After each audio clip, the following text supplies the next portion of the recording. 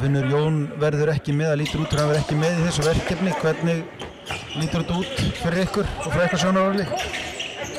Það að sjálfsögðu áfall að Jón Árni Stefánsson, okkar besti körfuboltamaður líklega allra tíma, skuli ekki geta verið með okkur í þessu verkefni. En við verum bara að bregðast við því.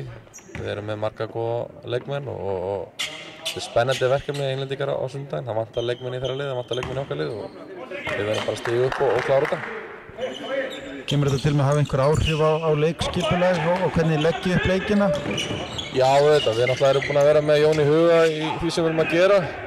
En sem betur fer þá erum við með marga kannski svona svipaða leikmenn, kannski ekki alveg sama kaliberi, en okkar leikskipulag bara tekur með af því. Það er margir leikmenn sem geta stigið upp og nú verða bara allir að taka aðeins meira aukna ábyrgð og ég hef ekki trú á öðru heldur en að við munum gera það og ætlum að vinna Englendinga á sunnudaginn. Hannes, framöndan 4 leikir við Breta og Bosníumenn. Hvernig líst ykkur á verkefnið?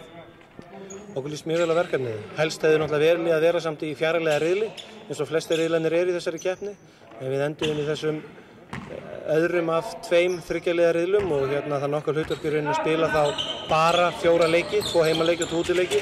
Við vitum það náttúrulega að Bosnía er mjög sterkt og klárlega langsigurstranglegasta landið í þessum riðli, þannig að við mögum gera ráð fyrir því að þeir verði mjög sterkir. En Bretarnir eftir á móti eru sterkir en við teljum að við eigum möguleika á móti þeim og það er kannski liggja okkar tækifæri því að má segja það að ná í annað sæti í riðlinum og komast þannig inn á Eurobasket á næsta ári. Með öðru sæti ef við náum því, hvað þýðir það? Er það þá umspil eða beint sæti á Eurobasket? Það er þannig að það eru 7 riðlar í þessu móti eins og það er núna. 5 fjarlæga riðlar og 2 þriggja riðlar.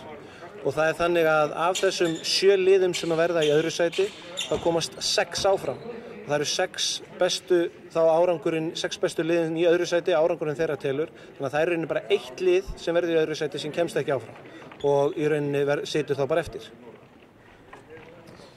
Við byrjum núna gegn Bretum á sunnudaginn á heimavelli. Hvernig líst þér á þann leik? Mér líst bara mjög vel á þann leik og ég veit að þjálfarateymið er búið að vinna ansi góða vinnu í kringum þetta. Leikmennir eru allir klárir. Við erum náttúrulega þá eins og við vitum núna með Jón Arnór og þannig að ég held að við förum inn í þessa leiki bara fullri bjartsýni og bara ég hef tröllum trú að við náum sigur á sunnudaginn. Liðið spilaði 2 æfingaleiki gegn Luxemborg núna fyrir viku síðan. Er það nú sterkur andstæðingur til að undirbúa liðið fyrir það sem framhaldið kemur? Já og nei, að sjálfsögðu hefði viljað sterka andstæðinga en málið var það að núna á þessu tímabili í núna ágúst átti að vera Norðurlandamót þar sem við hefðum átt að mæta öllum Norðurlöndunum í Norðurlandamóti en það kom upp síðan núna bara í vor að það mót datt upp fyrir af nokkrum ástæðum og þá voru margir búin að skipuleggja hjá sér sumarið þannig að við fórum í það að fá leiki og þetta voru þeir leiki sem hægt var að fá.